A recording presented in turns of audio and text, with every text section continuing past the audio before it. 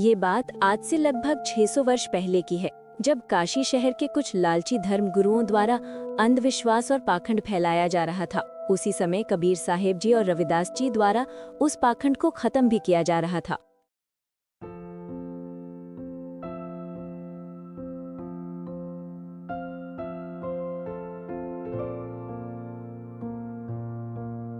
राम राम पंडित जी। अरे धनिया, इस बार तो तू बहुत दिनों बाद आया है। बता क्या बात है? पंडित जी, मैं बहुत दुखी हूँ। मेरे घर में कोई ना कोई परेशानी बनी ही रहती है। घर के सदस्यों में किसी न किसी प्रकार का रोग बना ही रहता है। पशुओं में भी बहुत नुकसान होता है। मैं तो बहुत परेशान हो गया हूँ। हे महाराज, कुछ उपाय बताइए। तेरे घर में भूत प्रेतों का साया है। तेरे को अपने घर पर पूजा करवानी होगी, तभी तेरे घर पर शांति होगी। और हाँ, पूजा में 501 रुपए लगेंगे। लेकिन हे महाराज, मैं तो बहुत गरीब हूँ। मेरे पास इतने पैसे नहीं हैं। अरे भाई, बहुत बड़ा हवन करना पड़ेगा, पैसे तो लगेंगे। अगर घर में शांति चाहिए तो ये करना ही पड़ेगा। और हाँ, अगर ये काम जल्दी ही नहीं किया गया तो और भारी मुसीबत आ जाएगी। ठीक है महाराज, मैं कहीं से उधार मांगकर पैसे लाता हूँ। ये लोग भी जब देखो तब कोई ना कोई मुसीबत लेकर घूमते ही रहते हैं।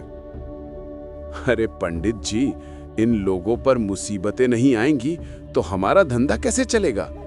ये लोग हमारे यहाँ आएंगे तभी तो हम लोग धन कमाएंगे। हाँ भैया, सही कहा तुमने। परंतु वो जुलाहा कबीर हमारे लिए मुसीबत बना हुआ है। जो भी उसके पास कुछ भी समस्या लेकर जाता है, वो कबीर उस समस्या को तुरंत ठीक कर देता है। पता नहीं वो जुलाहा कौन सा जादू मंत्र जानता है। फिर वो लोग हमारे पास नहीं आते हैं, उसी जुलाहे के पास जाने लगते हैं और हमें दान दक्षिणा भी देना बंद कर देते हैं। उस जुलाहे का कुछ तो करना पड़ेगा।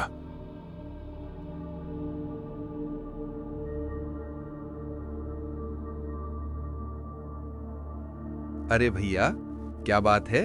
परेशान लग रहे हैं। हाँ भैया, बहुत दुखी हूँ। ये दुख दूर ही नहीं होते हैं। क्या बात हो गई है? अरे भैया, घर के सदस्य किसी न किसी रोग से पीड़ित रहते ही हैं। मैं भी बहुत दिनों से रोग से पीड़ित हूँ। पंडित जी के पास भी गया था। उन्होंने घर पर पूजा करवाने को बोला था। मेरे पास पैसे नहीं थे। किसी से उधार मांगकर लाया और वह पूजा घर पर करवाई। पंडित जी ने घर पर पूजा भी कर दी। उसे किए हुए आज लगभग 1 महीना हो गया है, परंतु कोई भी लाभ नहीं हुआ। अब तो उस कर्ज में और डूब गया हूँ। कुछ समझ नहीं आ रहा कि क्या करूं। भैया, आप एक बार हमारे गुरुजी कबीर साहिब जी के पास चलो। आपकी सारी परेशानियां दूर हो जाएंगी। परंतु मेरे पास पैसे नहीं हैं किसी अन्य प्रकार की पूजा करवाने के लिए। चिंता ना करो भाई, कबीर साहिब जी कोई आम या लालची संत नहीं हैं। वे तो स्वयं परमात्मा ही हैं।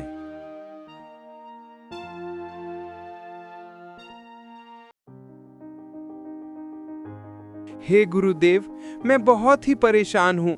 कुछ उपाय बताइए। हे भाई, आपकी परेशानी का कारण आपके द्वारा की जा रही गलत भक्ति साधना है। आप लोग जो भक्ति साधना कर्म कांड श्राद्ध आदि क्रियाएं करते हैं, उनको करने से आपको किसी भी प्रकार का कोई लाभ नहीं होता है और इन साधनाओं को करने से आपका पूर्ण मोक्ष भी नहीं हो सकता है।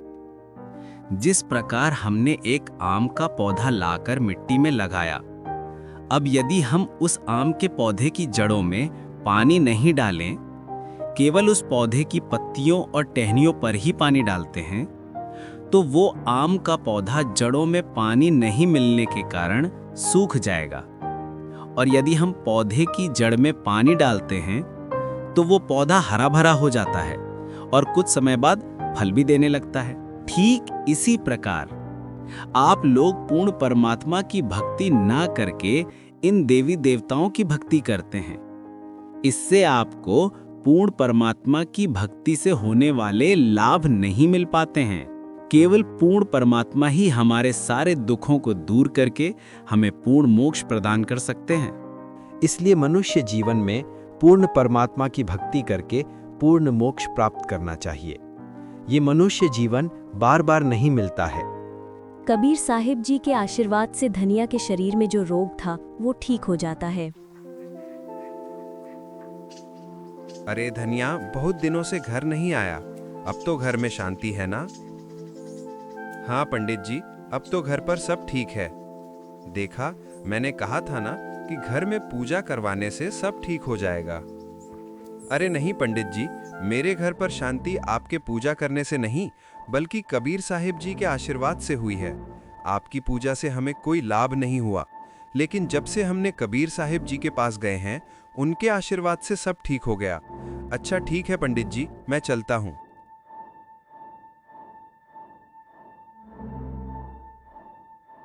उस जुलाहे का कुछ तो करना पड़ेगा। भाइयों, वो जुलाहा कबीर हम सबके लिए मुसीबत बनता जा रहा है।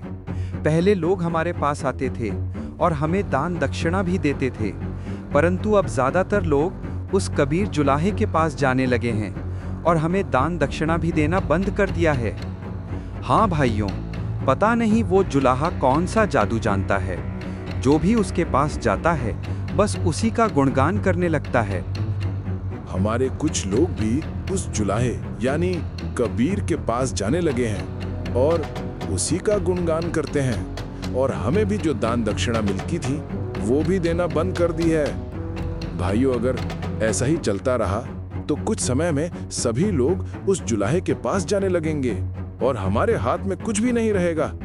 हमें जल्दी ही कुछ करना पड़ेगा। वो जुलाहा हमारी भक्ति साधना को गलत बताता है। कहता है कि जो भक्ति साधना हम कर रहे हैं उस भक्ति साधना से हमारा पूर्ण मोक्ष नहीं हो सकता है, और कहता है कि मैं जो भक्ति बताता हूँ उसको करने से ही हमारा पूर्ण मोक्ष होगा। भाइयों, हमें सारी जनता के सामने यही फैसला करना होगा कि हमारी भक्ति सही है और कबीर जो भक्ति बता रहा है वो गलत है। कल हम सभी लोग बादशाह सिकंदर लोधी के पास जाएंगे और उन्हें सारी बात बताएंगे।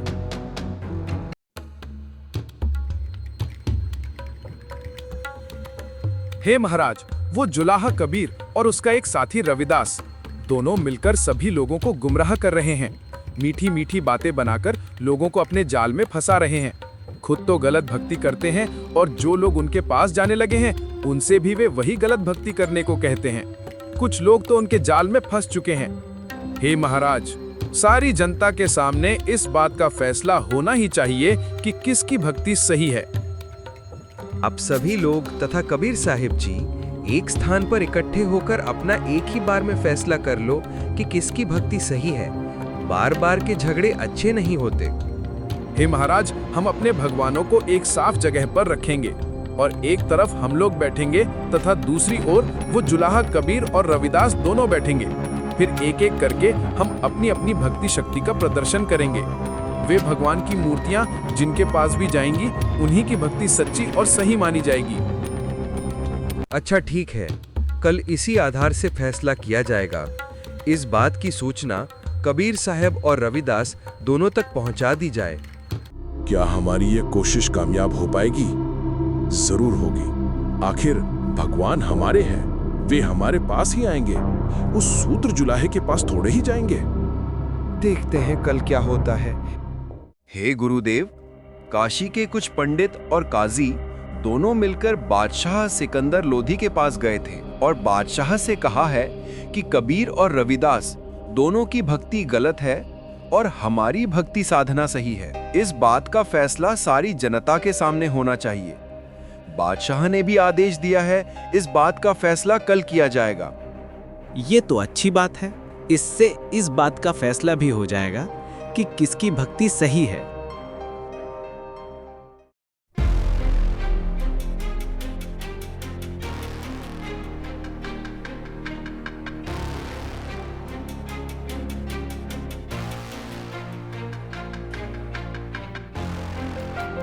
निश्चित दिन एक स्थान पर दोनों आमने सामने बैठ जाते हैं। बीच में एक सुंदर पत्थर पर देवी देवताओं की मूर्तियां रखती जाती हैं और ये निर्णय लिया जाता है कि जिनकी भक्ति सत्य होगी वे मूर्तियां उनकी ओर अपने आप ही जाएंगी। सभी पंडित जन वेदवाणी पढ़ने लगे, हवन यज्ञ आदि करने लगे और अपनी भक्ति शक्ति दिखाने लगे।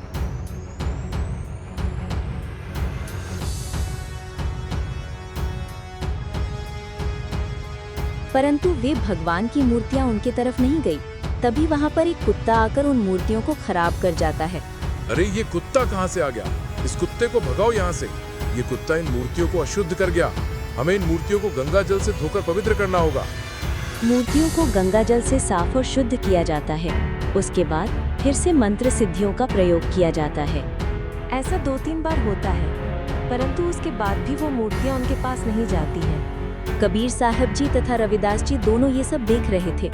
बादशाह सिकंदर लोधी ने कहा, हे कबीर साहब जी, यहाँ उपस्थित सभी ब्राह्मण तथा पंडित जनों ने अपनी कोशिश कर ली है, परंतु ये मूर्तियां उनके पास नहीं गई।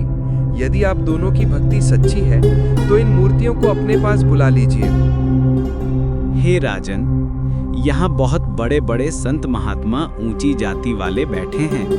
भगवान के बहुत बड़े पुजारी विद्वान बैठे हैं। जब भगवान की ये मूर्तियां उनके पास नहीं गईं, तो मुझ शूद्र के पास ये देवता कैसे आएंगे? हे कबीर जी, आप एक बार कोशिश करिए। कबीर जी तथा रविदास जी दोनों मिलकर भक्ति के शब्द गाने लगे। उसी समय पत्थर की शिला तथा उस पर रखी देवताओं की मूर्तियां धीरे धीरे कबीर साहिब जी की तरफ चलने लगी और कबीर साहिब जी तथा रविदास जी की गोद में आकर रुक गई। ये देखकर सभी ब्राह्मण तथा काजी अचंभित रह गए और गुस्से में वहां से चले जाते हैं। कबीर साहिब की जय हो, कबीर साहिब की जय हो। इतना बड़ा चमत्कार उन लोगों की आंखों के सामने हुआ, फिर भी उन लोगों ने कबीर साहिब जी के सच्चे ज्ञान तथा भक्ति को नहीं माना। दोस्तों, अगर आपको ये कहानी पसंद आई हो तो वीडियो को लाइक करें, शेयर करें और हमारे बीराटून YouTube चैनल को सब्सक्राइब जरूर करें। आपका एक लाइक हमें अगली कहानी बनाने की प्रेरणा देता है। धन्यवाद।